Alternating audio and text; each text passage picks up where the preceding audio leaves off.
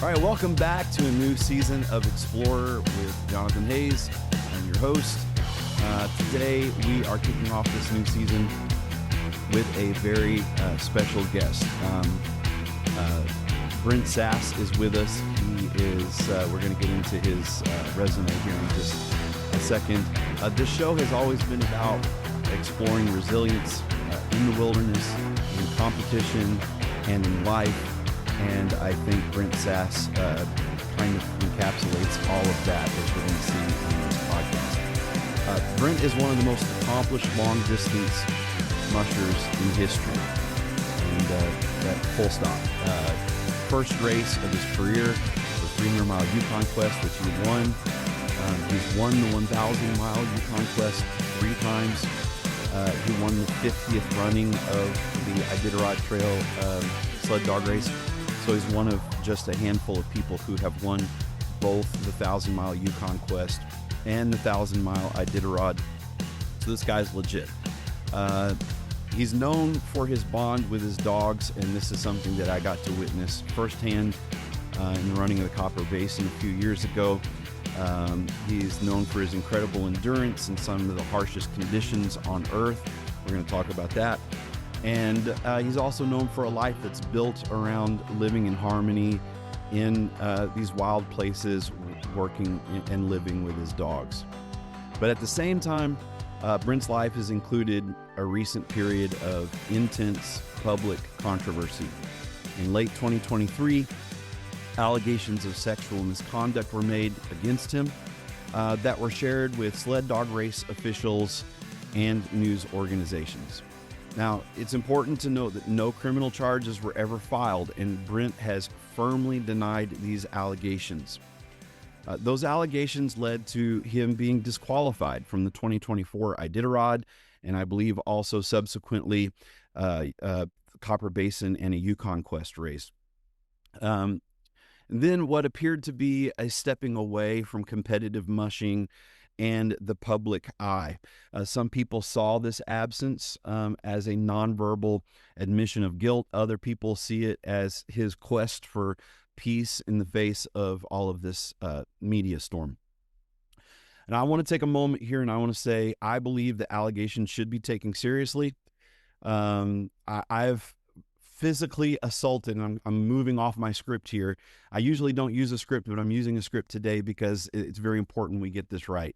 I, in my life, have physically assaulted 2 men, one of them for verbally assaulting my wife and another for physically assaulting my sister. So I do take this issue extremely seriously. But I also believe in due process. I believe that our legal system should presume innocence until someone is proven guilty. And I know that public opinion is not that way. And we have just gone through a phase in our society of cancel culture where, people's lives can be completely destroyed just on rumors. So I believe that it's important that whether it be in a courtroom or in the public sphere, that you're able to face your accusers. And in the absence of that, I believe that it's important that everyone gets an opportunity to be heard. So my goal with this conversation isn't to adjudicate what happened. I wasn't there. I don't know who to believe. But to give Brent a chance to speak directly to you all in his own words about his life, about his journey, to tell his side of this story and what this chapter has meant for him in his life. But before we get into those heavier topics, we're going to rewind and go back, and we're going to look at the Brent Sass, where he was when I got the opportunity to sit on some bales of straw and talk to him back in the Copper Basin a few years ago. A man who is known for his extreme dedication and connection with his dogs, passion for Alaska, and for dog sled racing at the very, very top, in an elite class of mushers.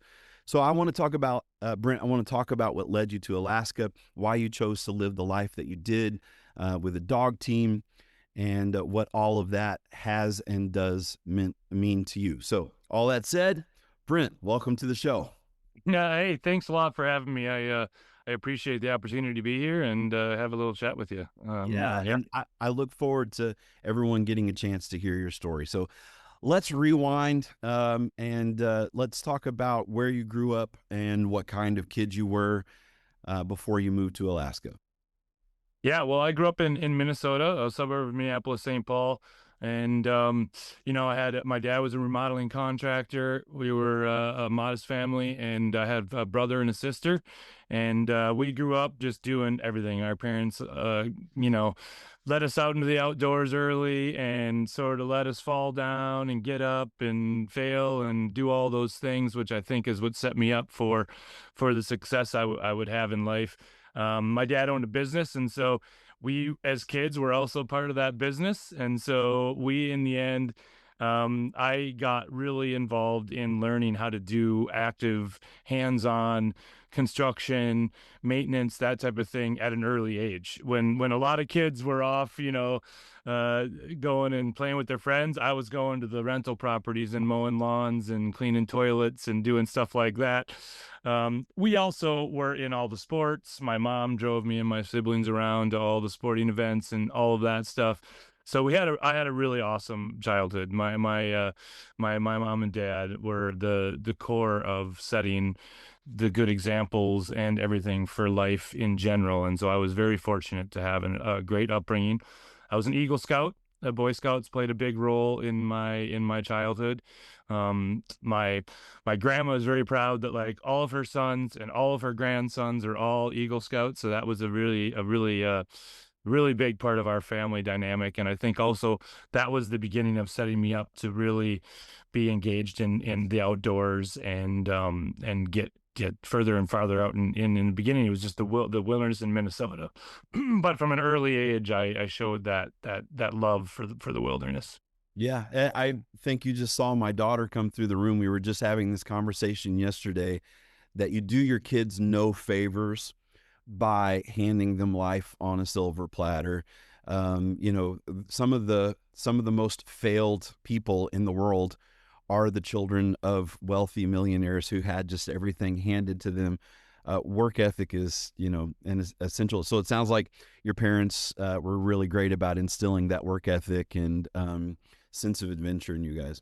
Yeah, totally. And that was, yeah, like I said, that was the launching pad that set me off. But the reason I came to Alaska was when I was 5 years old, my grandparents went on a cruise to Alaska and they brought back these photos and pictures of Alaska. And even at 5 years old, I told my parents that I was gonna move to Alaska and live in a cabin in the middle of the woods. And It's crazy you say that. I'm a yeah, sixth generation Tennessean, and my parents will tell you that I over and over again I said when I was a kid, when I grow up, I'm going to live where there's lots of snow, and and then when I joined the Marine Corps, I was cold weather infantry, and that just kind of sealed the deal. yeah. There's something about it. Yeah, no, it was something, and I just never let that dream die. And throughout, high school, Alaska was always just kind of like that goal out there. And yeah, then I applied to one college, UAF in Fairbanks, and that was kind of my ticket. I wasn't a very good student. I didn't plan to like go get a engineering degree and go become an engineer, but in the end, applying to UAF, I knew it would just get me to Alaska, and that would start the next adventure. And so I used the university excuse as a reason to get to Alaska and start that adventure. And so in 1998, I graduated high school and moved to Alaska in August of '98, and and the adventure began. So you answered my why, what drew you to Alaska, but why the sled dog lifestyle, and why commit your life? Because as we know, I just took up falconry, and my falconry friends are going to get really mad when I say this. It's a lifestyle. It's a lifestyle. They say, it's a lifestyle, Yeah. and it is. It's a lifestyle. But man, mushing is a lifestyle on a completely different level. 365, your life just revolves around dogs, and especially the way you're doing it. I know at least during the winter, your place isn't even accessible by road. and living intimately with your dogs. So why did you choose that? It kind of just fell upon me. I moved to Fairbanks. I was a cross country skier. I skied on the UAF ski team. And, after a year of doing that, so I had the competitive drive. I had a lot of competitiveness in me. I skied in high school as well. And so yeah, when I got to UAF, I was skiing and realized that like skiing in circles and lifting weights was not what I wanted to do in Alaska. I wanted to get out and like go experience something. So um yeah, I was out. Ended up buying some property in the Goldstream Valley just outside of Fairbanks, and I built some rental cabins. I grew up working on rental cabins, and I told myself I'd never ever go near a rental cabin again. And of course, I moved to Alaska and immediately buy property. And with my dad's support and help, I built 6 rental cabins in the Goldstream, which is a very big mushing community. It's like a lot of recreational mushers and stuff. And so I was out on the trails. I had one dog, and the story goes, I was just out there one day, and I was going on the trail. I could see a dog team coming from behind. And I had seen dog teams, and I had been experienced with dog teams, watching them going to the start of the Yukon Quest, but I was still just a fan basically. And this dog team came by right at my feet, and some sort of bulb went off in my head. It was like, I'm going to do that. And I basically threw my skis aside that day forth. And the guy who went by was this older eccentric guy, big long beard, big quintessential Alaskan guy, and I kind of knowing of him. His name was Kurt Wold. And so a couple days later, I went to his place and was like, "Look, I don't know anything about dog mushing, but I want to be a dog musher. Like, how do I get started?" And he looked at me and kind of laughed and was like, "Oh, come back in a couple weeks, and I'll get you started." And I didn't know what that meant at all. So I went and did my thing, and he came back in a couple weeks. And he's like, "Oh, you came back," and he went over and he grabbed this puppy and he came over and he handed it to me and he goes, "There's your first Alaskan Husky. Now you're a dog musher." And I was like, "Oh, I didn't really know how to respond." But that dog ended up being a dog. I named him Silver after Silver Gulch Brewery here in Fairbanks, because I was spending a lot of time at the brewery at that point in my life. And that dog went on to become the most loyal companion on the planet, and basically set all of my genetics still go back to him. He's the basis of all of my genetics. He ended up growing into this quintessential Alaskan Husky looking dog. And that was where the journey started. I got him, and then I immediately needed a dog team. So I went to the free ad column and I just collected 5 or 6 dogs and scraped a sled together and just started doing it with zero knowledge, nothing. I was just looping around the Goldstream Valley with these totally, the motley crew is what I called it at that point, because they were like, it was a St. Bernard Husky mix, a Mackenzie River Husky. Like, it was literally whatever I could scrounge up was what I started with. So that's how it all got started. And then after that, I just had a long string of very awesome people I met that got me more involved and more involved. I was building these cabins and had this little team living in a tent for the most part in those early years, because I wanted to rent the cabin out so I could get money coming in so I could pay for dog food. So it was like this will to make it happen kind of thing. And then one day I decided I wanted to go and get like another job so I didn't have to totally rely on my rental cabins. And I applied for a job at a kennel, because I was like, "Oh, I'll go to a kennel. I'll figure out, what more information and learn more about dogs and whatnot." And I show up to the kennel and I didn't do any I just looked, oh, this kennel. I went there and I knocked on the door, and I got there. It was this really big house and this nice lake and right on the river, and pull up and I knock on the door, and this guy answers the door, and I walk in, and there's this big mural of Susan Butcher on the wall. And I'm like, wow, these people really like Susan Butcher. And I look over to the side, and it's Susan Butcher sitting right there. I just walked into Susan Butcher and Dave Munson's living room. And I was like, at this point, like, I knew who Susan Butcher was, but I was not that ingrained in the history and everything. And so, but I knew obviously who Susan Butcher was. And that kicked off a decades plus long relationship with them, and becoming, part of their kennel. My first capacity was there to build kennels and to help Susan sort of redesign her kennel. That's what the whole contractor side of things. I was there to sort of be that help. But she immediately saw the love I had for the dogs. I had just had a small 6-dog team at that point, and I just became really good friends. She, unfortunately, at the time was suffering from leukemia, and so she was at the later end of her life and her career as a musher, and wasn't able to do a lot of that stuff. And throughout the time I was there, I got into everything involved with all the tourism, everything there that they do. But I also got an opportunity to spend a little time with Susan and run dogs, and then go back, and she could live vicariously through what I was doing with the dogs. And we bounce ideas off, and she'd be like, okay, how'd the run go today? And I was like, oh, this happened, this happened, this happened. And she would tell me what to do next time or whatever. And at the time, I didn't really know what that was doing for me. But looking back, those were the foundations of everything that started my mushing career. And I knew there was some connection with you and Susan Butcher. I didn't know whether it was, that you were mushing out of the same place or the same trails. Or I knew there was some kind of connection. So that was one of my questions that I had here. Actually, you're covering a lot of them.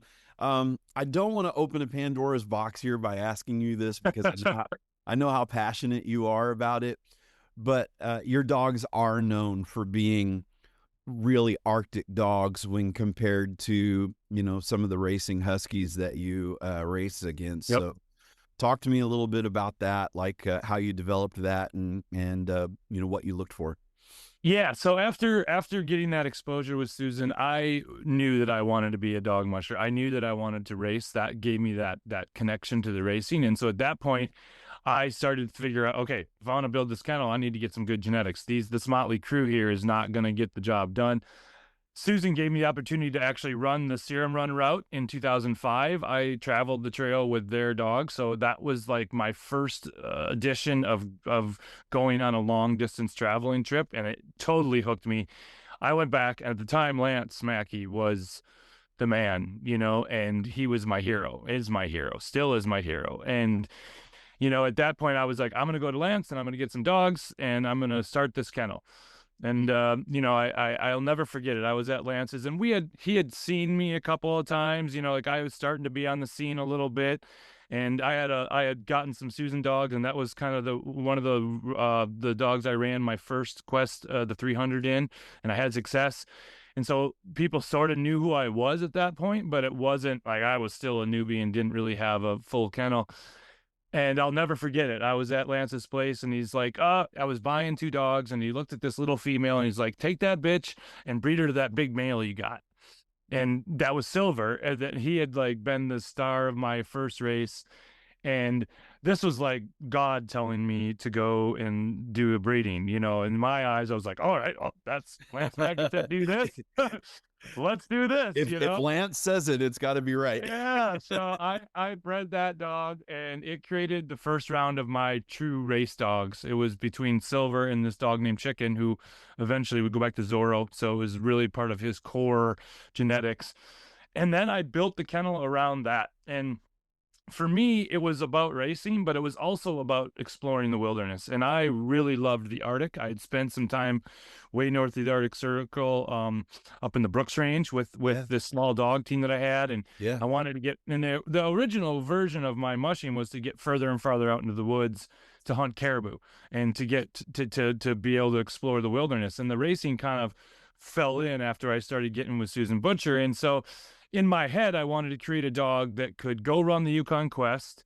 Eventually, that was my original goal, was to run the Yukon Quest, then go run the Iditarod, and also do these expeditions in the Arctic, because I figured I need to find a way to make some money, so maybe I'll try and tie that all in and do expeditions in the Arctic. And so in my head, I couldn't have these no fur sprinty dogs, like you saw with, a Martin Boozer team or something like that. That wasn't going to be my style. My style was creating this dog team that could, which makes your other goals more difficult, right? Because totally. If you're going for a more traditional Arctic dog like I have, because I've dedicated my life last 30 years to the Seppala Siberian sled dog. And so, dedicating yourself to a traditional Arctic breed dog means it's going to be more difficult in an average year to win an Iditarod, but the year that you won it, it wasn't an average year. I mean, it was pretty brutal.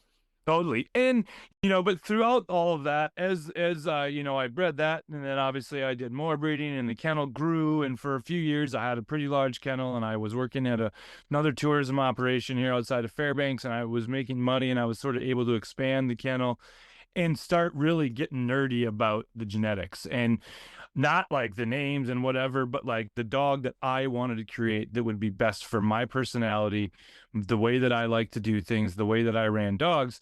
And I was just making up the way that I ran dogs at that time, but it was really based around the way Lance Mackey ran dogs. Tough, throw it all out there, go for it 100%. And see what happens. Put all the work and effort in to make it happen, and just go at it. And that was my mentality and philosophy. And throughout the years, I was able to create a breed that was really good for that Arctic and could survive in the Arctic, but also got the speed and got all the stuff they needed for to be a competitive sled dog and competitive in the races. So it was a really fun process, and I take a lot of pride in that, and the dogs. And that throughout all of that, it became clear that I was in this for the dogs. Yeah. That I really enjoyed the bond and connection that I built with the dogs. And through all of that is where my whole racing career sort of took off. So that's how you shaped your dogs. Tell me how that journey with your dogs, how that shaped you, like your character, like your person, having that relationship with them. You're developing a team, but they're developing you as a person, I would imagine. Oh, totally. I mean, the dogs changed me. I was a very high energy person. I'm still a very high energy person, but I didn't have any patience. I was sort of a bulldozer type person. Like, I'm going to go do this. And I would just bulldoze through whatever needed to get done to get to the point where I needed to accomplish my goals. And the dogs sort of slowed me down. The dogs taught me patience more than anything. I think a lot of people probably say that. And the dogs sort of formed the way that I wanted to move forward. And the dogs became, because I moved to the bush, then eventually the dogs became my family. I was around dogs more than I was around humans for the last 15 years, no doubt about it. And that has shaped everything that I am, and their perseverance and resilience and all of that is something that I already had those strong traits, but the dogs just put the period at the end of the sentence, like, these are definitely the people that I need to be with. And the dogs taught me, I mean, countless things. And I wouldn't be the same person I am today if I hadn't have spent, the last 20 years completely devoted to the world of sled dogs. Yeah. So you focused your breeding program toward, the Iditarod's the longest race, but the Yukon Quest is by many standards the most brutal. It's further between checkpoints. A lot of really harsh elevation changes for people who are familiar somewhat with the Iditarod, but not the Yukon Quest before it split up. Talk to us a little bit about that race. And you won it 3 times, so you're the person to speak to. Yeah, I was originally attracted to the Yukon Quest because of its wilderness aspect. The main difference between the Quest and Iditarod was the Quest only had 10 checkpoints between start and finish. And so you had to be a lot more self-sufficient. You were traveling longer distance between checkpoints. You had to have a lot more support and a lot less support. And so you had a lot more self-reliance. And that was what I was all about as a musher. I was all about that part of it. And it's run a month earlier, so it's, a lot colder generally, a lot darker. And so it just provides a lot more wilderness experience than the Iditarod. No, nothing to take away from the Iditarod, but the main difference is that support. There's 20 some Iditarod checkpoints. You're stopping a lot more, you're getting resupplied a lot more, where the Quest, you don't have that. And so you're really forced to rely on your wilderness skills, your dog care skills. That was something that was really apparent in the Quest. Like, the better obviously that's how it is in Iditarod too. The better you take care of dogs, sure, the better you're going to do. But in the Quest, when you're out there at 40 below and you have 200 miles to the next checkpoint, you can't ask a vet during that time what's going on. You have to be able to decipher all of this on your own. And so the Quest is just, I always told people, it was just more of a wilderness style race than the Iditarod. And then obviously it didn't have the huge competitor that the Iditarod did, during the heydays. but it had a core of really hardcore mushers from Canada and the US that sort of drove the competitiveness of it. Hans Scott, obviously a competitor in both the Quest and Iditarod. He was a 4-time champion, and then obviously Lance Mackey dominated it. So yeah, it was it's a shame the race isn't around anymore. It was what I based my entire career on, and I'm glad that was the race that I focused on early on. Yeah, yeah, it's definitely a massive feather in your cap for sure that that became your bread and butter because of just the grueling nature of the race. But um, I think, and this is shift over to the Iditarod real quick. I think probably that kind of racing. Let me back up. You had talked about your desire to be out in the wilderness with your dog team, and that's kind of what you're known for. And um, you know, uh, I know people love these narratives. The Iditarod really built up the differences between Brent Sass and Dallas Yeah, Seavey and their different yeah. training styles, and Brent is more backwoods, and I remember Dallas saying I can do backwoods as good as anybody, and so and I'll stop here and I'll say the Seavies, Mitch is my mentor. When I met you, I was sharing a hotel room with Dallas. So man, these guys are, I actually mentioned to you that night, I said, I'm a CV fan, but my wife is a Brent Sass fan. So I've got to get a photo with you. And I completely believe Dallas when he says he could go toe to toe with anybody out in the backcountry. But you guys did have very, very different training styles, and the Iditarod that you won. I did the Centennial Seppala expedition last year and went through the blowhole, and the wind chill was about -78. And I saw the video of when you went through the blowhole the year you won. And so tell me about how your background, your dogs, and what you did prepped you for that 50th running of the Iditarod. Yeah, I mean, it really that leads into all about where I lived and my lifestyle. I made the conscious decision through Susan Butcher and Dave Munson. They owned a homestead outside of Fairbanks, 150 miles in Eureka. And when I was working for them, I got the opportunity to go out there and train. And I looked at this and I was like, this is what makes a dog muster successful: being away from town, being out of the rat race, completely focusing on the training of your dogs, living the survival lifestyle every single day, and just not having the clutter of town. And so that is what sort of instilled even more of the wilderness. I've always been wild and free, sort of epitomizes the way that I sort of am in general. But when I moved out there, that I started gaining knowledge, and basically what I tell people is my life is one big dog race. I'm constantly overcoming challenges. I am the plumber, I am the electrician, I am the plow guy. I'm everything. You can't depend on anybody else. You can't, so those skills that I learned over the last 20 years of living in the bush and being out at the homestead, that's what I feel like has set me up for the success I had in the sport. I couldn't imagine have done it any other way. And I feel like that day-to-day struggle, because that's what it was, that's what it is what helped make me a successful dog musher, for sure. So what did winning the 50th mean to you personally? I mean, winning that race, I had won 3 Yukon Quests. I had been there and done that. But this was your bucket list, right? This was the culmination. Yeah, this was like when I started dog mushing, I opened up my young dumb mouth and said, I'm going to win the Yukon Quest and win the Iditarod, before I'm done with this.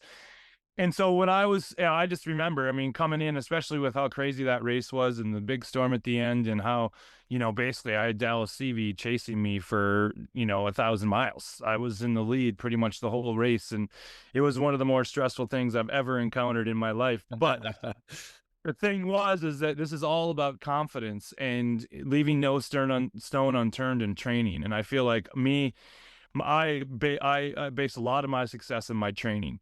I put a lot of miles on the dogs. I put a lot of time into those dogs. And when I go into a race, there was no stone unturned, and I had 100% confidence. And so when I was in the middle of Iditarod and I got Dallas CV chasing me, and it's, we're all tired. We've been going for days. We're in the middle of a storm. I've got all this built confidence that's just built into me that doesn't allow me to stop. It doesn't even allow me to second guess anything. It's just like we're moving forward. I mean, at one point in that race, I was blowing off the trail up in the Topcock Hills, and I was, the whole world watched my tracker stop for an hour, wondering what I was doing.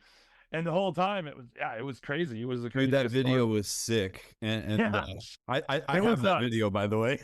Yeah, it was nuts, man. It was insane. But, in the end, we just persevered. And that was sort of part of, and I think that just lays back to my training. I think all of this is about confidence. And the more confidence you have in you and yourself and your dogs, the better you're going to do in the races. And I went into all these races having known that I'd put 4,000 to 5,000 to 6,000 miles in the dogs beforehand, having known I did all of the race prep, I camped, I ran the first half of the Iditarod before I even got to the Iditarod in a schedule. So I knew I was not entertaining anything or showing anything to the dogs that we hadn't already done in training. And, that's a lot of stuff you're going to hear from Dallas. And, we are very different people and we do very different things, but our devotion to the sport and our passion for the sport and our love for the dogs and our work ethic are very much the same. And I feel like, and I think that, it really takes having that. I'll tell you this story. I told you that, Mitch is one of my 2 mushing mentors and probably the primary one. The CVs, they call it like they see it. They don't pull any punches, if they think, they're not going to beat around the bush. And, so, I was there at the Copper Basin, with you and the CVs, and, there are some mushers, that, that would let me know that they didn't have a high opinion of, but I will tell you, and this goes back, to your reputation, before this big blow up that we're going to get into soon. They had absolutely nothing negative to say about you. Even when I probed a little bit, Mitch actually said something to the effect of, well, he's our primary competitor, so we can't be too nice to him or something, something to that effect. Well, so, I mean, you had earned this reputation of being a nice guy. And that was the guy that I met. You earned this reputation of being a really nice guy, extremely dedicated to your dogs.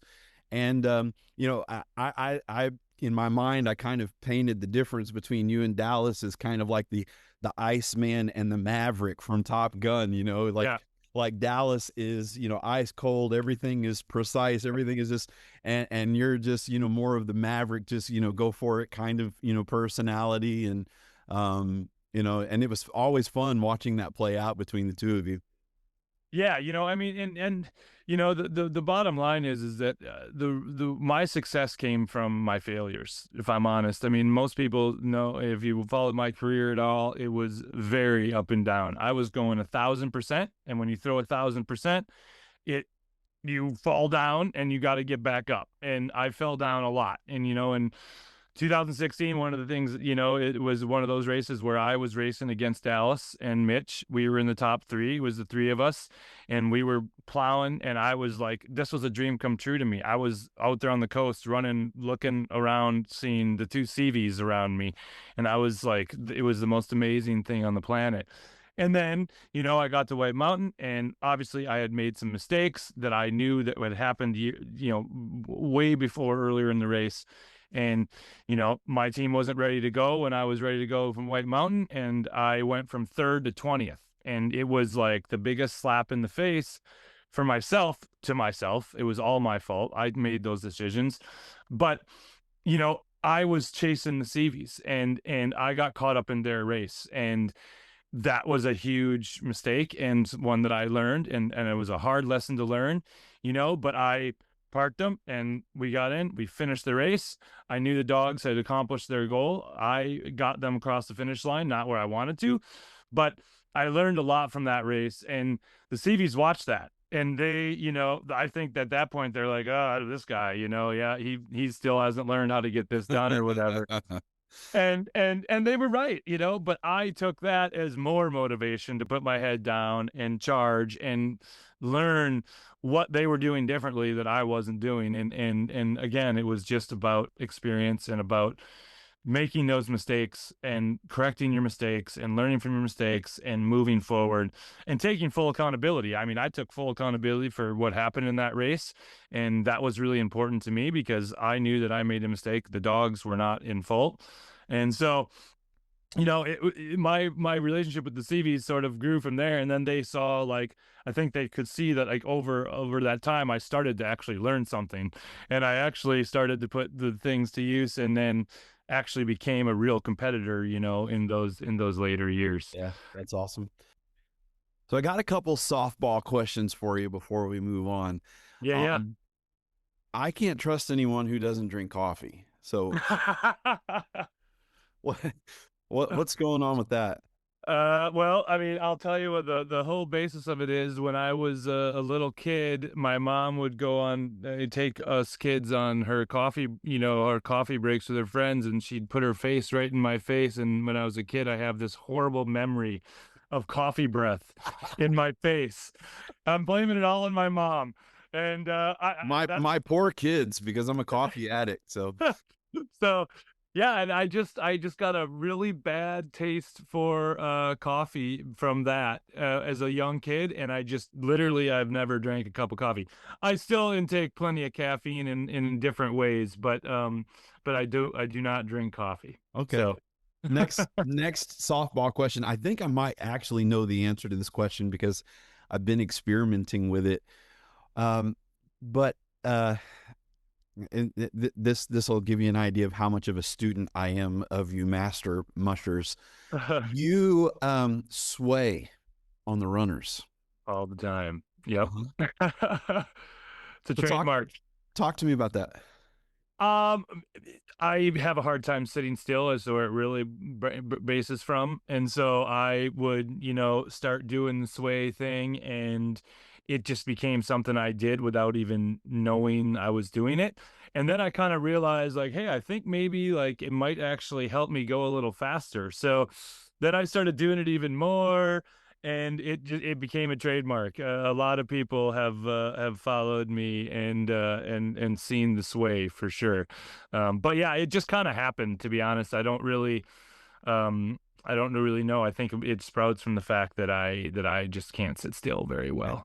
Well, what I've noticed with my team is going up hills when they're starting to slow down. If I start to sway like I've seen you do, it helps to keep like this movement to the sled that keeps the dog's momentum going in some weird way. You'd think that it would cause extra friction, but for some reason it seems to help keep my dogs moving forward. It's weird. Yeah, like I said, I don't have an explanation for it, but yeah. Okay. Well, back in late 2023, your career took a really dark turn, a sudden dark public turn. There were allegations, I guess, multiple allegations of sexual misconduct were made against you. When you were first made aware of these accusations, what was going through your mind? How did you hear about it? I mean, were you approached first? Did you hear anything before it went to news? And, how did you hear about it, and what was going through your mind? Yeah, shock was the first thing. Like it caught me so off guard that it was crazy. And the only way I found out was because letters had been sent to race organizations, and thankfully, and my sponsors. That was the only place that that initial letter was sent out, was race organizations that I had been signed up for, and my main sponsors, that they could just go on my webpage and be like, oh, this guy is sponsored by these people. And I don't have like big corporate sponsors or anything. It was all smaller gear, real small organizations and small businesses that were supporting me, and then a lot of individual people. And so it was just it was just targeted towards those people and the races. And the only reason I found out right off the bat was actually Ray Reddington from the K200 got the letter, and he reached out to me and gave me the heads up. Hey, he's like, hey, this just came out. I just got this email, alleged with the allegations, and that it blew everything up. And then from there, I knew, well, this isn't probably the only guy. And then I realized the next following days that, probably all the races got it. I started hearing from my sponsors. The next day, I just called all the races because I had assumed that they had gotten this letter that accused me of sexual assault, and said that it wasn't safe for me to be in villages. It was really just like a really poorly written letter because you can read it. Hit piece. Yeah, you could read it and see like they just splashed out the word rape and they splashed out the word women and they put my name into it, and then they started talking about these native, and it's just a joke because I had been mushing in the native villages and throughout the mushing community for 15 years at this point, 10, 15 years, and had an impeccable relationship with everybody, and my reputation was as stand.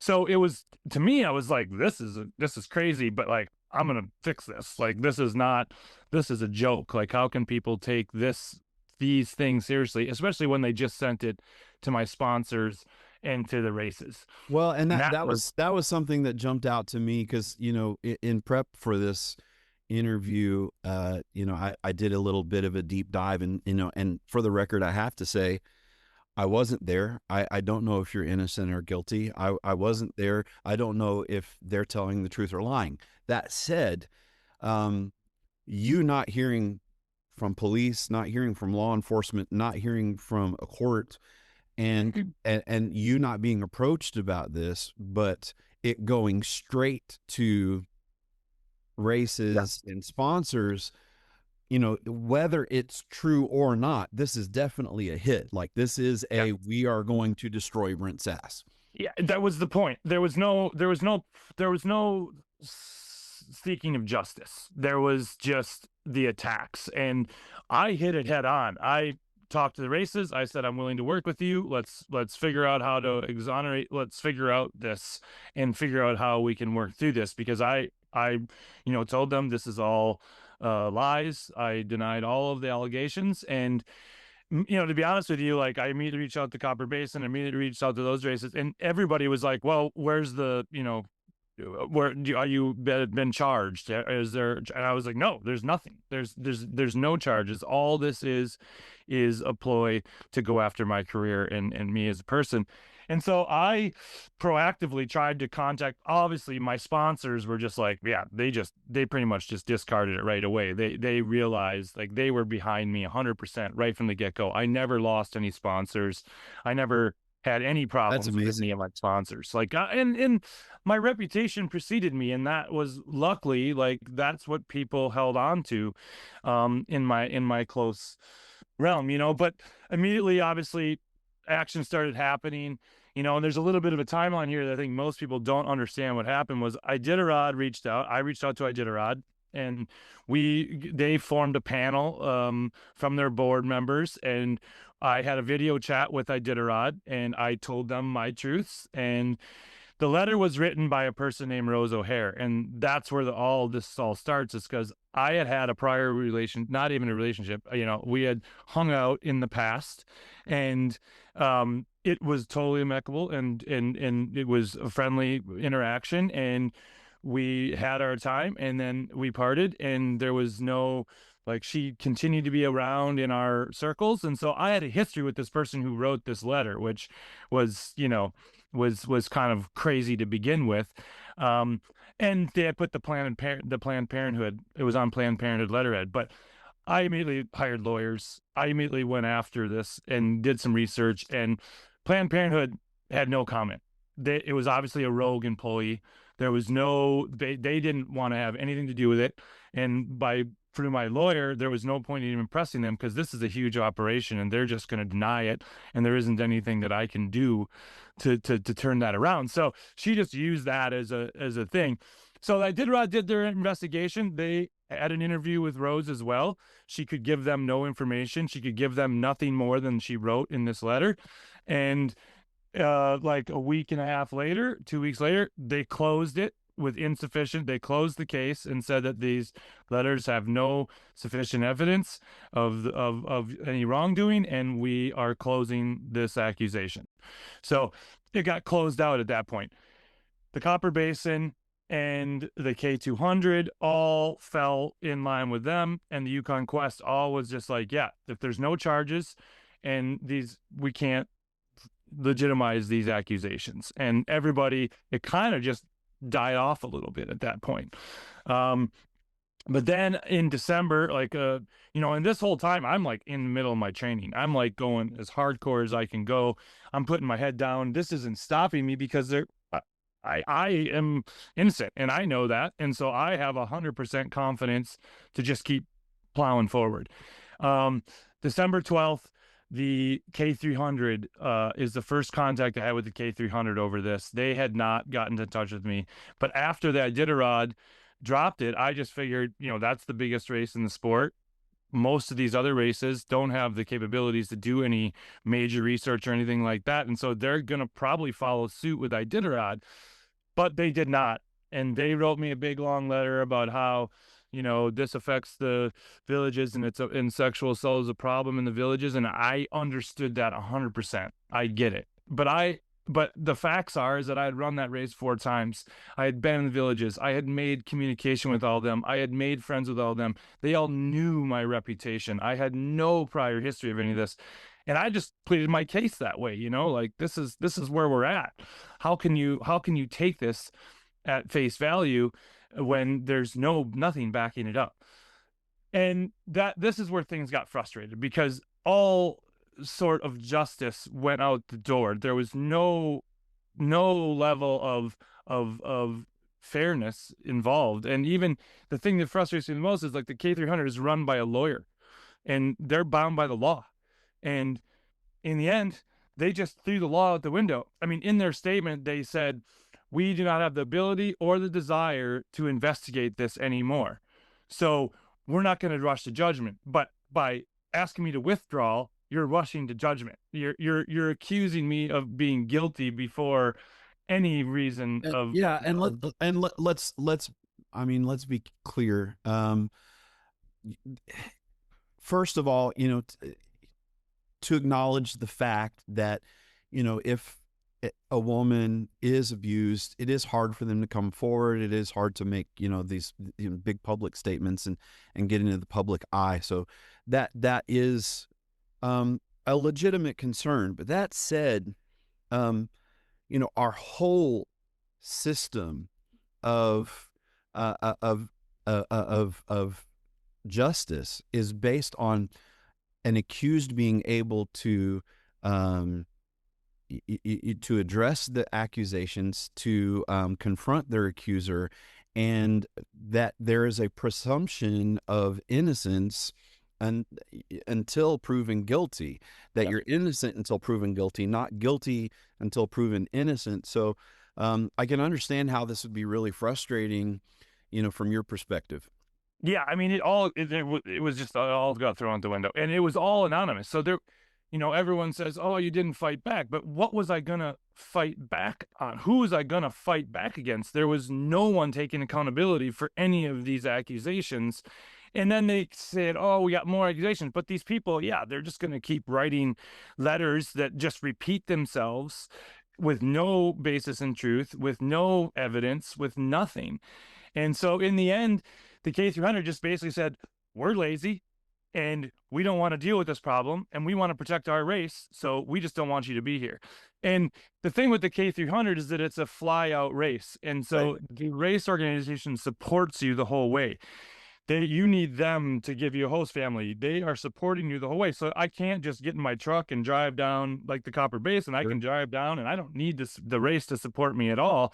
I can just go on there on my own, sign up, run the race. But the K300 isn't like that. So I couldn't be just like, I'm coming. Like they basically forced me to withdraw by saying, you're not welcome in our community. So you need to withdraw from this race. And it was crushing and it was frustrating. And again, it just goes back to the law. It was like, all I wanted was a fair shake. All I wanted was an ability to defend myself, but they weren't even giving me the ability to defend myself because there was nothing, I couldn't defend myself against anybody. There wasn't anybody there. So, and unfortunately, what that did is as soon as the K300 did that, they gave these allegations some sort of credibility because they stood behind these allegations, basically, is what they did by forcing me out of the race. And I knew that that was going to be ammunition for the haters and for the people behind all this. And so, and that's what happened. Then we went back into later in December, and then more letters came out and saying, look, the K300 justified, is legitimizing these things, and we want all of you races to follow suit, like follow suit of the K300, because they made it, they are believing these women, and all of you need to believe these women as well. And that started this domino effect of races not knowing what to do, because sure. Now they've got Iditarod saying this, they've got K300 saying this. In the meantime, I'm just head down trying to train, trying to keep my focus, knowing that, like, thinking in my head, this is all eventually going to get sorted out. There isn't anyone that's actually, accusing me of these things in real time. How can anybody take this at face value without looking into it at all?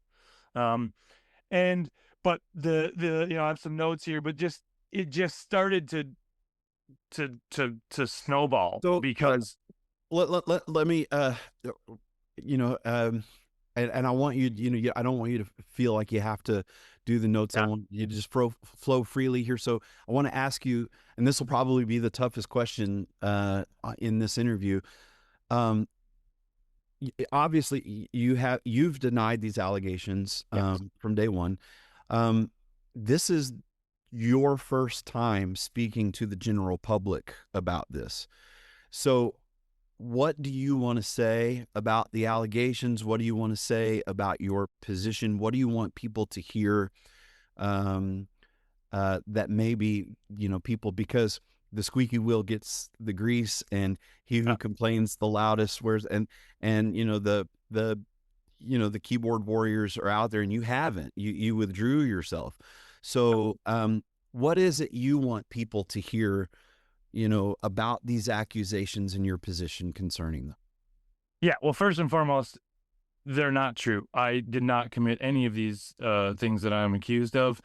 And it is all based in lies. And the ability to be able to defend yourself in social media is pointless, to be honest with you. Like, yeah, I could have jumped on social media and started like, I didn't do this, but where does that get me? That's a losing battle. That would have gotten me more negative press. That would have put me more into this like beat down session. It would have involved more people coming in. And so I decided, with my advice from lawyers, I had multiple lawyers. One of my best friends is a lawyer. I was getting input from all of these people, asking them, what is my best course of action here? I mean, I did not do this. There are no people standing behind these accusations. They're completely false. So how do I move forward with this? And basically they said, you just don't feed into their frenzy, and you just keep your head down and keep going. That's absolutely true. And let the law take its course. Yeah. Eventually, that is social media is not the courtroom. It's absolutely true. And, it's a lesson. I mean, love him or hate him, it's a lesson I learned from Joe Rogan. He said he used to let his joy and peace get stolen from him by getting into the comment sections on his posts. And he said, what I do is I just post what I want to say. I say what I want to say, and let the haters say whatever they want to say, and do not get into the comment section. Do not engage. Do not. And so following that track really helped me a lot, because it's kept me from feeling the need to be, because people like to, force you to be silent. They like to, pressure you to be silent so that just, their narrative is being heard. But just kind of taking that position and say, hey, I'm going to publicly say what I want to say, and I'm going to completely ignore the flame wars in the comment sections, really helped me a lot. Yeah, I mean, it got me through this. If I would have engaged in all of that, I would have deteriorated myself trying to do that, and it would have been a losing battle. There was no one to fight. That was the thing, is that I had nobody to fight. I was, I knew, and the thing in the back of my head through all this, I didn't do this. So I knew there was going to be no legal charges. I was 100% confident that I was never going to have legal charges in this. So I went forward with that in my head, going, eventually the law is going to prevail. In my head, eventually the law was going to have to prevail. But it unfortunately did not, and it spiraled more out of control. And I hate to say it, but most of my frustration lies with the races, because Yeah. people on social media, they don't. There's going to be flame wars on either side on social media always. And and again, I am not downplaying the accusations. Again, I don't know, but I will say there is, in our culture, there's this tendency amongst a lot of people where, everyone rooted for Dallas until Dallas started becoming a champion. And then there's the drug scandal. Everyone rooted for Ryan Reddington because he was the underdog until he's leaving the last checkpoint. And then all of a sudden, everyone's just ripping him to shreds on social media. So there is this tendency to put a target on, the person at the top. And I guess before I move on, then, on that note, why do you think? Why? I mean, why do you think? What's the motivation behind the hit on you, in your opinion? I think it's a combination of a few different things. I mean, jealousy clearly plays a role in it. The bottom line is that I started this career and I put everything I had into it, and I moved to the bush and I became a machine. And people came and went from my life, and they were told that they were, number 51 on the list. And that was the facts. Like, my dogs were number one in my life. My career was number one in my life. And people came and people went, and there were people that played lots of huge roles in my operation, in my career. But they came and went. And then over years, I think that this created some angst, because I kept getting better and better and better and better and improving and gaining, and my career grew. And in the end, it created a lot of people to be jealous. And I don't really know. I don't want it to be that, but I don't really know what other reason that someone's going to do this. And then it's both, I know that there are competitors involved with this. I've lost only a handful of friends. In general, I haven't lost any friends, but there are a handful of friends that I lost that I have no explanation on. No one explained anything. They just dropped me.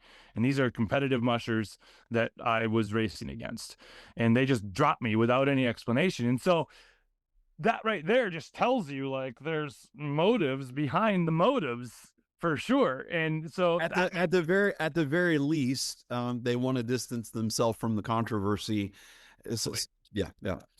Yeah. So, and so really in the end, the frustrations lie in the races, because the social media stuff, I stopped looking at that immediately. So let's talk about that. As an Iditarod champion, how did it feel when you were disqualified from the 2024 Iditarod? I mean, you can't even, there's no explanation. I mean, the struggle I went through all season, actually, the being decreed from Iditarod wasn't really, that was just, I kind of knew it was going to happen, to be honest with you, by the time I got to that point, because there was no law involved. I had multiple, the Iditarod then all backtracked on everything. Once the K300 had made that decision, the haters threw more out there, threw more letters at my sponsors, threw more letters at the races, saying that people are taking traction. This is gaining traction, and Iditarod folded. They folded, and they took the side because they basically got blackmailed by the haters and the media that's saying, look, this is your option. You have this guy who's going to have a real good chance of winning the race, because his reputation precedes him. I had won almost every race that season. I was coming in with the strongest dog team that I've ever had. And we're going to write this news article and we're going to post, it's going to go to the Daily News Miner, and you're going to have to deal with that. And Yeah. so the Iditarod. And then, and we know that big races like the Iditarod, they're struggling to, with sponsorships and that kind of thing. So, that I can see how those fears would, Totally have an effect. But the whole time I'm just trying to say law and order. We live in a world with a judicial system that we need to rely on. And they all just turned their back on it completely. There was never any due process with any of this at all. I was never given a fair shake. I was never able to, I couldn't defend anything. There was nobody to defend to. So who other than to the races be like, I did not do this. That's all I can tell you, is that I did not do this. I can't go after anybody because the only people I can go after is the people on social media hating on me like crazy. And that's a endless battle. You can't, they can say whatever they want. And I've said this, I think, twice now. I'm not here to adjudicate this. But it just stands to reason. You can't destroy someone's career based on a nameless accusation that has not even been, and that's what's happened in effect, is like your career is stripped from you on an accusation that has not been legally prosecuted in any way. So let me ask you this then. While we're on the subject of the races and that hurt, there's going to be race people listening to this. How do you wish they had handled it? How do you think they should handle it? And going forward, when accusations are made, what do you think races should do? Going forward, how do you think races should handle things like this? I mean, I think they should do it just like the K200 did it. If there aren't charges, we can't do anything about it. We are not the judge and jury. The dog races, I mean, the K300 basically became my judge and jury. Then the Iditarod followed up to become my judge and jury. The K200 said, Brent has a good reputation. There's nothing in the law system that's saying that that's untrue. There's no people. That was the thing. There was no one to take accountability for these accusations. It was completely anonymous. So the way that I feel like it has to happen is it has to fall back on the law. These accusations. And if there is a person, if there would have been a person, I would have fought that person to the utmost of my abilities, and I would have had someone to fight against. But because there was nobody that would put their name behind it, I had nothing to fight. I had no one to go up against. And so I was going up against these races that just weren't listening. They were just saying, oh, these accusations are serious. I'm like, I understand they are extremely serious, but how do I defend myself other than to say I didn't do this? Where else can I go? Like, I can't sit down with a person and reason with anybody. I can't even take my lawyer and go talk to anybody because there isn't anybody to talk to, and so that part of it was extremely frustrating. And I was, and through all of this, they're putting me through this.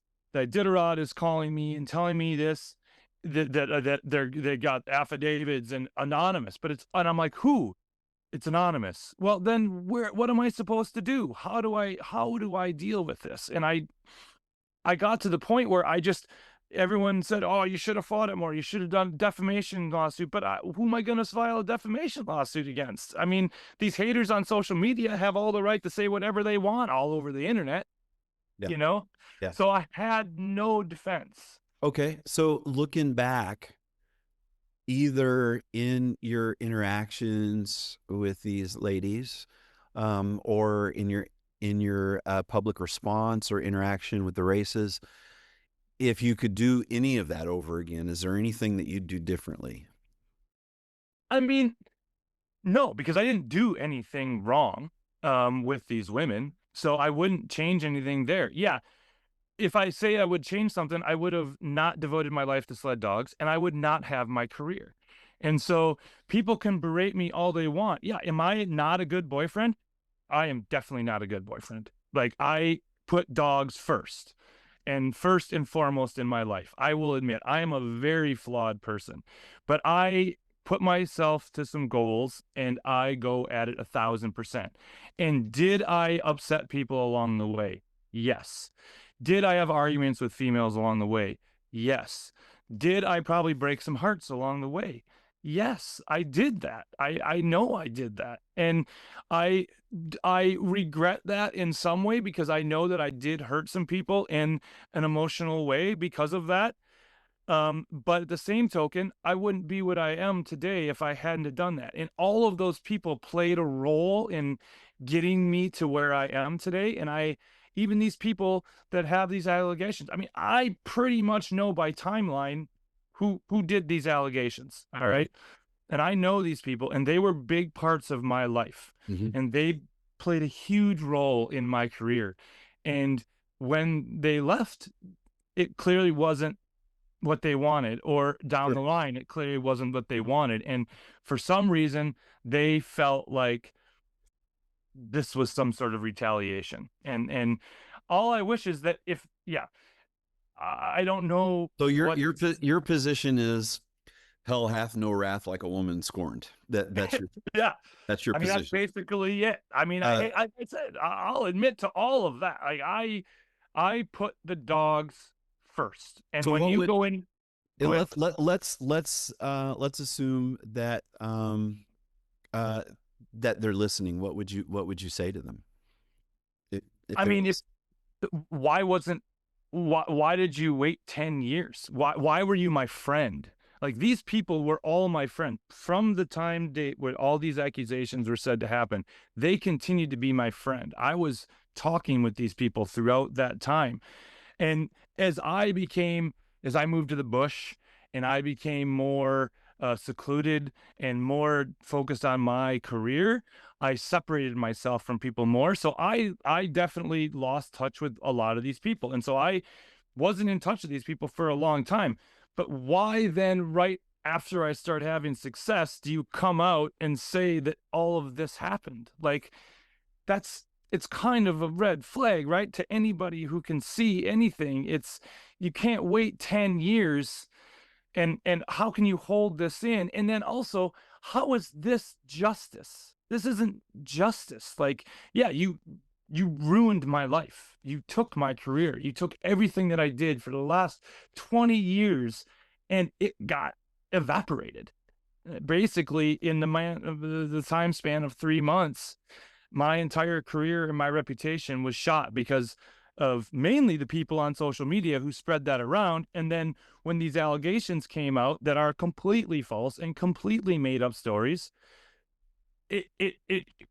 there was nothing I could defend. I didn't do it. That's all I could say. So there wasn't anybody to push back. So, Brent Sass comeback? If so, what does rebuilding look like for you? Does that include races? I mean, like, are you rebuilding? Are you making a comeback? Do you intend to race again? Like, where are you at? What I did, this all happened. And the hardest decision of my life was to sell my dogs. This all happened. And the thing that also was so frustrating is that even I said, well, if you get exonerated from this, you're more than welcome to come back and run our race in the future. How do you get exonerated from anonymous accusations that are false? Like, I can't, how do I exonerate that other than doing this with you? You would actually have to litigate yourself since they're refusing to litigate you. But who am I going to litigate? Like, there isn't anybody to litigate. So, like, Iditarod says this, but they're not giving me a path back. No one is giving me a path back. So what would you say to those race officials that are, a lot of them are probably listening to this? I mean, where's my fair shake? Like, how can you do this to me and with no basis? And there's still nothing. The bottom line is the only time any of this comes up is when I sign up for a dog race. Like, after I got DQ'd, after that horrible news article came out, the entire thing went away. Yeah, it goes in their echo chambers on social media or whatever. But to this day, still, Jonathan, I have never had anyone personally talk to me about this, personally send me even a message. I haven't even got hate mail.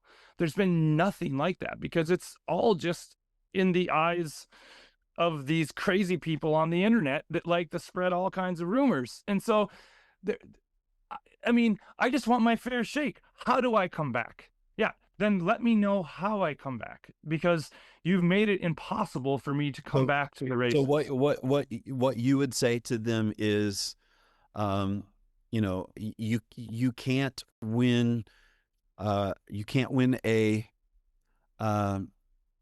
You can't win a trial that you've never been litigated in. You can't win a court hearing that never takes place. So give me a path forward. Yeah, give me a path forward is exactly it. And the bottom line is, when I made the decision to sell my dogs, it was for, again, my entire career, the entire focus was the dogs. And I had made this dog team, and I wanted nothing more than this dog team to race. And it was clear that I wasn't going to be able to just fix this and come back very easily. And I didn't want the core years of this dog team to go to waste. This is my life's work. You know, this is everything I've done for my entire career. So I sold my dogs. The whole MAINE team went to a good friend of mine, a person I trusted. And I spent the summer gold mining and trying to figure out what I was going to do with my life. And everything happens for a reason. And back in 2023, before all this happened, I was in Norway doing a talk in Norway, and I met some people over there. We hit it off. They were going to come visit me and hang out and look at my kennel and everything. And then all this happened, and we started a conversation, and he was like, "Why don't you just come over here? Why don't?" And I said, "Well, do you need some help?" And he's like, "Yeah, we'd love to have you." So I went to Norway, and I engulfed myself in another kennel, and I used all of the skills and my mentoring, and I became a coach and a mentor, and brought a couple dogs over to help him with his kennel. And I spent all last season in an extremely awesome environment, mushing dogs, clearing my mind, all positive. I owe everything of my recovery from this to my friends in Norway. Like, they brought me out of this hole and gave me the light, showed me the light, basically, you know? And so that was my path forward. And so when I came back from that, I came back in June, I got in touch with my buddy that has my dogs, and I was like, "Hey, can I help you out in some way? I love to train dogs. I want to go live in Eureka. That's my home. But if I don't have dogs, I can't go live in Eureka." And so, because I'm not going to live in the middle of the bush all by myself with no dogs. So I started training dogs, and I was like, I'm just going to sign up for some races. I'm going to sign up for the Copper Basin and the Quest, because those races, and the K200, because those races didn't have a problem with it before. They were the ones that I felt dealt with it the best. Signed up for the K200, of course, hadn't even been talked about in months and months and months. Yes. And boom, the haters come right back as soon as I signed up for the dog race.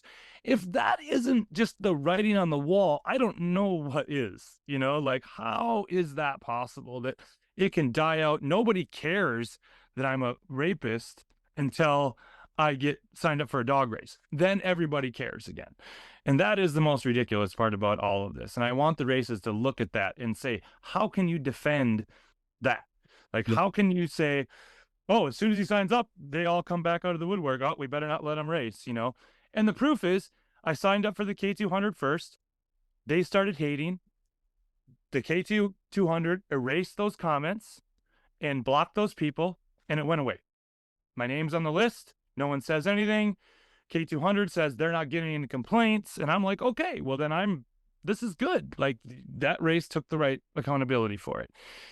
But then I signed up for Copper Basin, and the writing was on the wall. The start list did not come out right after the thing happened, right after people signed up. And everyone wants the start list, right? Immediately, everyone wants the start list. Who's on the start list?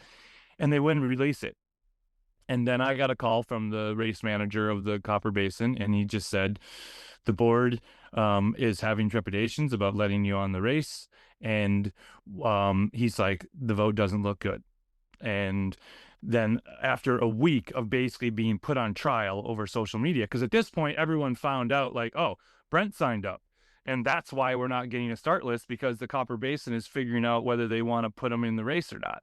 And then you're back in the headlines again. Yeah. And then I'm back in the headlines again. And it's like, oh my God, I'm reliving the nightmare all over again, where I had put this behind me in a lot of ways. Obviously, my career was ruined, but I had been able to find a way forward. And that was the thing that really hurt, was like, I went to Norway, and then you have all these ignorant people on the internet going, oh, he's running away to Norway. I was running from anything. I was pursuing my you life. could run dogs.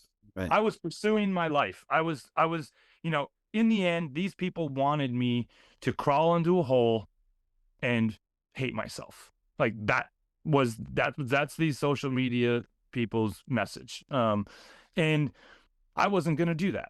I was going to keep living and get busy living or get busy dying. It's one of my favorite quotes of ever from Shawshank Redemption. And it's, if you don't get busy living, then you're just getting busy dying. So that's what I did. And yeah, so the Copper Basin. So in the end, after a week of basically putting me on trial, this is this season now. This is 2 years after all of this went down. Nothing has been said basically for the last year about me at all, until I signed up for some dog races. And in the end, the Copper Basin voted to not allow me to enter the race and just denied my entry with no explanation.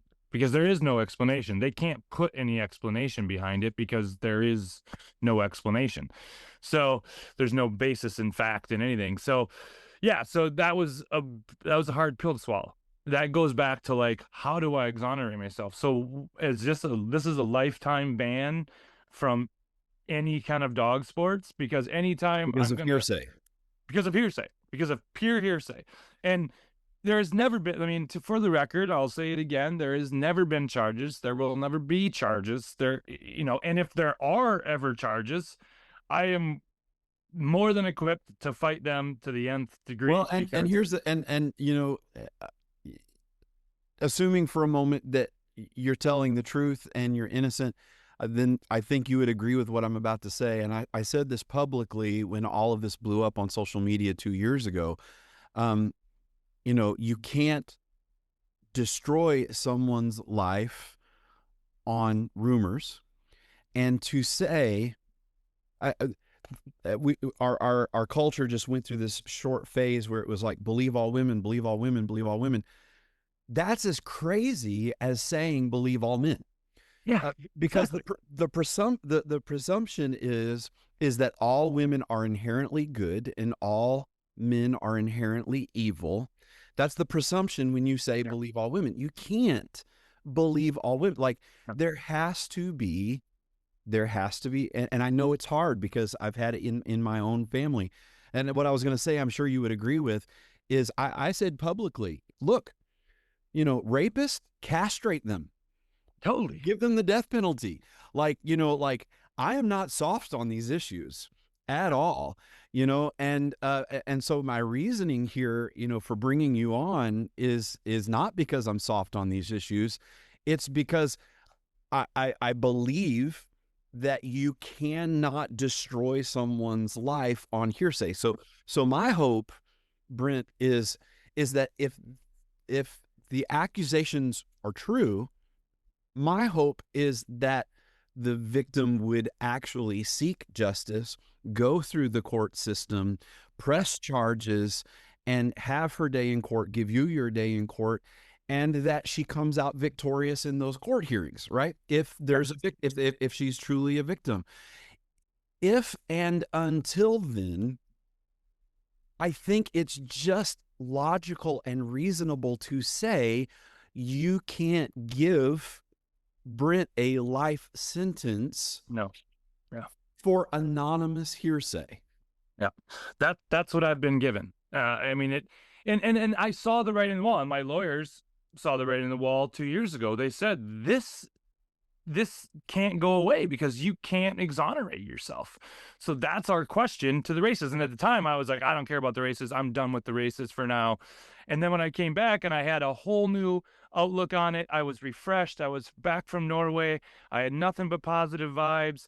Nothing had been said about me at all. I mean, maybe in the echo. You came back and you were like wild and free, baby. Yeah, I'm like, all right. And I didn't have any intentions to go out and win races. I had I was going to be yawning 2-year-olds for fun to help train a future team, like that was the goal. I had no other intentions other than to just come back to the sport. And the bottom line is there are hundreds of thousands of people that want to see me in this races. I know for a fact, because I get a tremendous amount of positive feedback, still do to this day. I get a message every other day that says, you need to come back to the sport. Well, you need to come back to the sport. I can tell you that, I know that I'm going to get flack for giving you a platform to speak. So I reached out to several people, friends of mine, in the mushing community, and to the person, I got the same response from everyone. And the response was, he deserves to be heard. He has the right to be heard. Like, he, just like everyone else, Brent has the right to, be able to speak his piece on this issue. Yeah. So what is your goal? Like, have you allowed yourself to,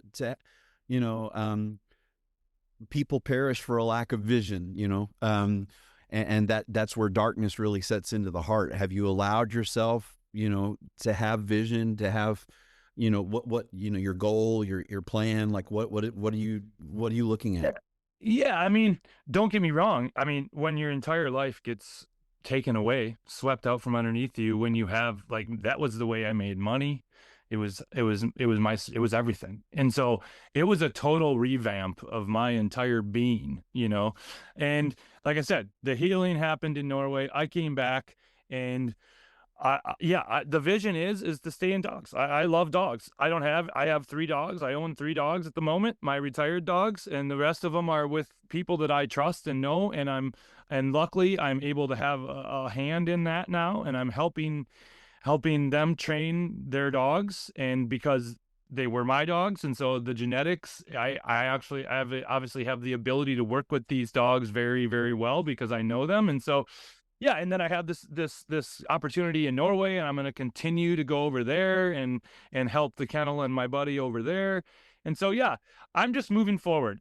I spent 20 years of my life completely devoted to these sled dog races. I brought the fire.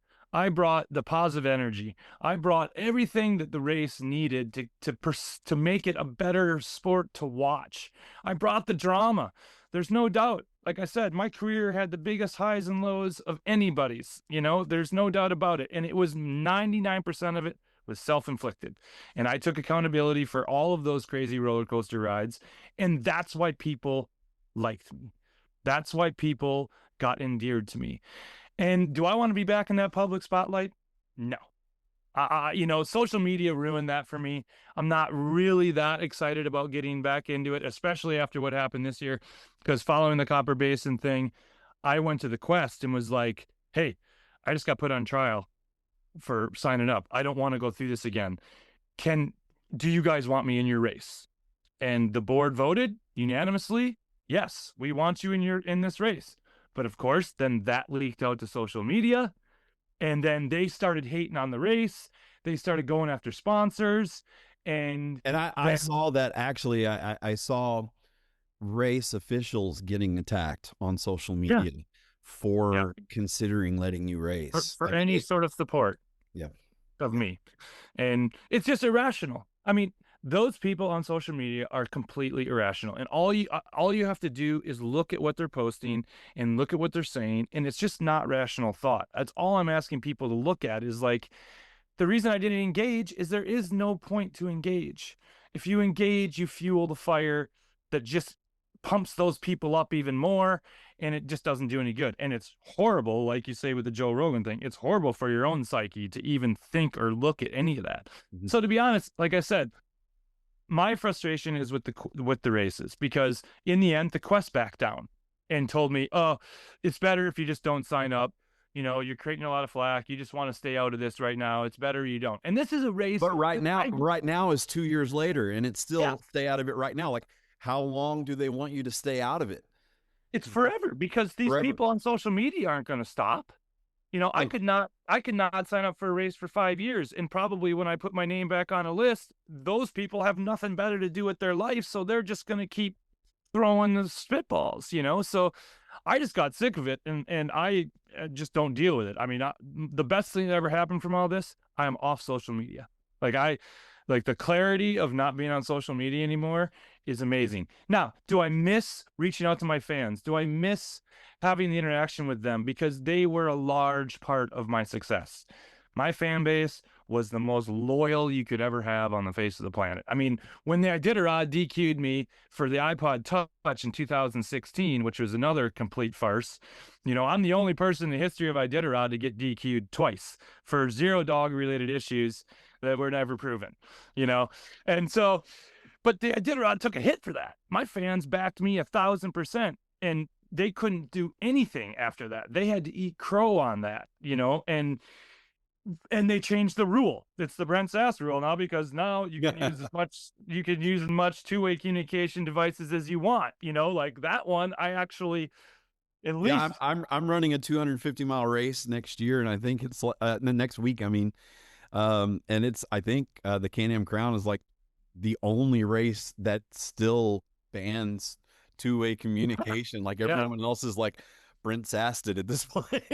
Totally. We can't, it couldn't be regulated, and it made sense why that rule happened. But I mean, they changed it the second after they, ruined my, I mean, again, I won the Quest that year. I was coming to Iditarod. I was killing it 400 miles in, and I had to turn around and mush my dog team straight back home from Tanana. And it was the most gut-wrenching experience of my life up until this, So Iditarod, the race that I've devoted my entire life to for the last 15 years, has basically kicked me to the curb twice now with zero basis in fact. And it's frustrating. And and that's where it lies. Like, I am not frustrated with any women that have a problem with rape or anyone who has a problem with any of these sexual. So I stand behind these people. I sympathize with these people. It makes me sick inside to think that people actually maybe believe that I could be capable of this. And that is what I've been living with for the last year. And then there's sled dog races who I devoted my entire life to just threw me under the bus. Yeah. With zero ability to defend myself, with zero ability to stand up for myself, because they just made the decision, and there was nothing I could do about it. Yeah. And that's why, I wanted to give you this opportunity, because I've seen both sides within my own family. I've seen, assault on women in my extended family. And like I said, I actually committed assault because of that assault on a woman in my family. But I've seen the opposite too. I've seen men that I knew for a fact were innocent, just completely getting destroyed, on hearsay. And, I'm not here as judge and jury. I'm here, to give people an opportunity to hear you and just apply some logic here. If the ladies are listening, if you're truly a victim, press charges, that's it's that simple. Give Brent a chance. Give me something to fight. That's right. And if not, then to the races, stop giving this man a life sentence for hearsay. So 20 years from now, Brent, what do you hope your legacy is? I'm sure you hope that you outlive and outshine this, dark chapter. So what do you hope your long lasting legacy is in this? Yeah, I mean, it's all about the dogs. Mushing is all about the dogs. And I want my longtime legacy to be that I devoted my life to the sled dogs for 20 years, and I worked at it as hard as I possibly could, and we achieved our goals. I achieved all the goals I wanted to achieve. But I want people to remember me by the way I treated my dogs and the roller coaster ride I had. But in the end, I always put my dogs first, and I always focused it on dogs. And when people focus the sport on dogs, good things come out of it. I'm proof of it. I focused everything on dogs, and I created the biggest social media following of anybody in the sport. Dallas is probably right there with me at some point, but my interaction with people was huge, and it was all about the dogs. And that's why people latched on to me, because I made it all about the dogs, because that's what this sport is all about. It's about the dogs. Mm-hmm. And with all this other clutter, and I'll interject here and say, I don't think you're being completely fair to yourself. I believe, you just mentioned Dallas. I believe Dallas is completely 100% about the dogs, but I don't think you're giving yourself enough credit. You're a very personable guy. Like, you're a Yeah. very likable guy, very friendly guy. And you were just, you were open, vulnerable. You seemed like you were, you had a way, on social media, of just making everyone feel like they were your buddy and you were their buddy, Yeah. that is a And, gift. and that's who I am. Anyone who does know me personally, my long-term friends, that's attitude is everything. It's tattooed on my arm. That is what I live by. Pain is inevitable, suffering is optional. Also tattooed on my arm. Believe is tattooed on my chest. Like, these are the things that I live by every day. Like, and it's all about the positive energy, and that's what got me through this. I could have never gotten through any of this had I not, one, had all the support from all the fans. Like, can't thank everybody enough for supporting me through all this, because I never would have been able to do it if I was just getting berated from all ends. But I wasn't getting berated from any end, because I was only getting positive support through all of this, except for your echo chambers on social media, in the public realm. But everybody had sent me personal messages. Everybody that reached out to me, everybody was supportive. And that was the thing that was so frustrating to me, was that all these people are supporting me and the races are just shoving me under the bus. Like, they're not giving me, and it's not even that I just want a fair shake. I just want a fair opportunity to exonerate myself, but they're not giving that. There is no way to exonerate myself from anonymous accusations. Well, so if there's any message, what is the path forward? And I just don't want other people to have to go through this. Yeah. You ask what races should do in the future. You should abide by the law. Lawyers have to follow the law. Judges have to follow the law. Let's follow the law. And Yeah. if it would do you no good. I mean, you asked who would you litigate against, for defamation and stuff. I mean, I guess you could the races, but that's not going to do you any good, because you don't want to make enemies out of the people who, your career, your life, you don't want them to be your enemies. It's an amazing point. The bottom line is, too, through all this, yeah, if I wanted to, if I had a vindictive personality, I could have went after him. If I had an empty, bottomless bank account, I could have went after them, and it would have taken a long time. But I feel like I probably could have won if I would have put enough effort into it. But the fact of the matter is, That would done nobody any good. I love this sport. I love these races. I committed my life to these races, and I don't want to be the guy who takes the sport out. I want to be the guy that lifts the sport up, and that's what I did for 20 years. I lifted the sport up with everything I had, and then one thing happens, and every one of those races just tosses me under the bus. So to summarize our conversation on the hard stuff, you correct me if I'm wrong. What I'm hearing you say is, if you truly believe that, that I'm a victimizer, prosecute me. And if not, races, let me have my life back. Is that what you're saying? Yeah, just quit legitimizing illegitimate accusations. Like, that is what I ask. Like, I feel like the course got screwed up immediately when the K300 gave those accusations any credit.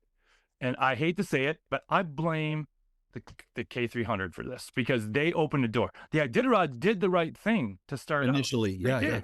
Initially, they did the right thing, but then they folded to the pressures. Yeah. They folded to the social media people. They completely rolled over and left me out in the dark.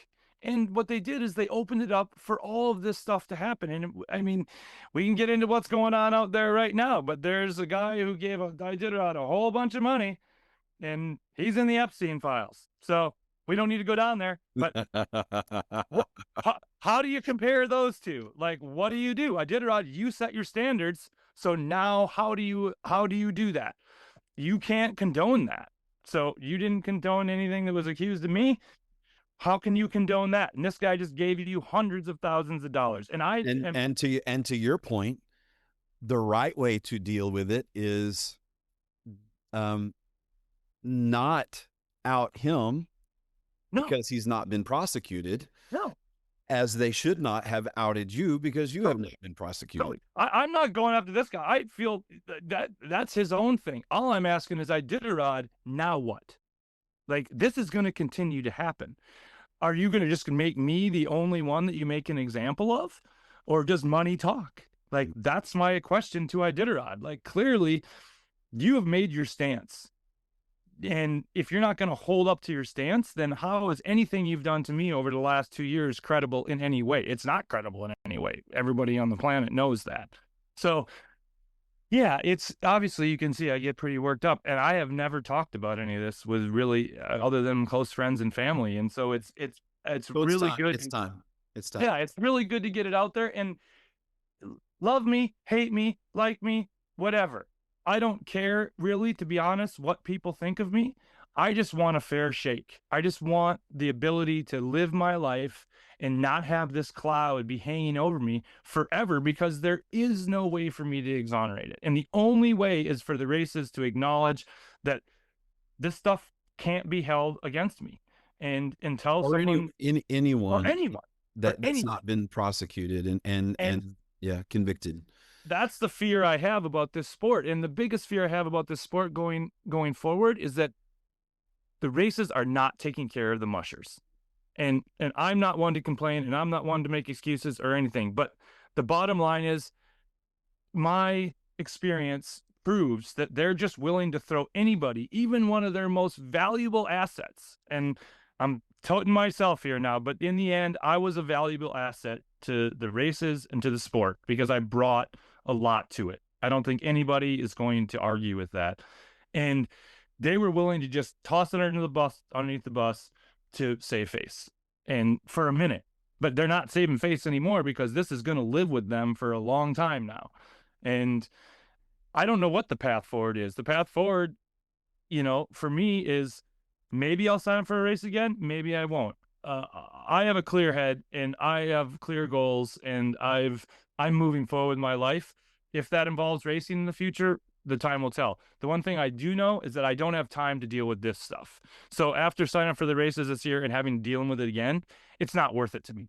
And it's a shame for the fans, and it's a shame for all of my supporters that it isn't worth it to me. But the fact of the matter is, I'm fighting a losing battle if I continue to fight it. There's a reason I didn't fight it in the beginning publicly, because there was nothing to fight.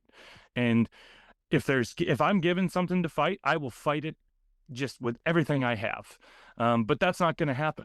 And if it does, I'll fight it. But I don't see that happening. It's been 12, 14 years since these allegations supposedly happened. It's a moot point. Like, I don't know. Yeah, and that's that's worth putting a magnifying glass on for a second, because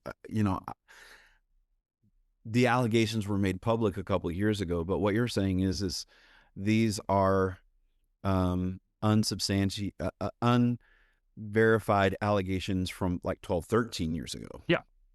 It's all back from 2012, and so it just doesn't add up. And the bottom line is yeah, there's no truth in it. So that's all I can say. And let's wrap up on a positive note.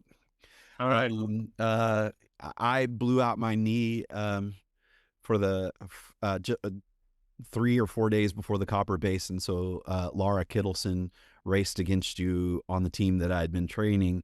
But then I still ran a couple weeks later, ran the Willow 300 on a completely blown out knee, and came home and the doctor was like, "How are you even standing up on that knee?" I went to Alaska to run a 300-mile race, and I'm going to do it. Yeah. But I sat there in the dog yard, in the dog yards at the checkpoints in the Copper, and watched your in and out routine. And I really loved the way that you did the little pep rally with your dogs as you were about to leave the checkpoints all the time. Your little hey guys, you ready? This. So tell me about your routine leaving a checkpoint like that, and what what the psychology was for you behind that. Yeah, with me, like I said, it was always about the attitude and the dogs. And the only way for the dogs to have a positive attitude is if you have a positive attitude. So my entire career was revolved around that. Put the energy into the dogs that I want the dogs to put out.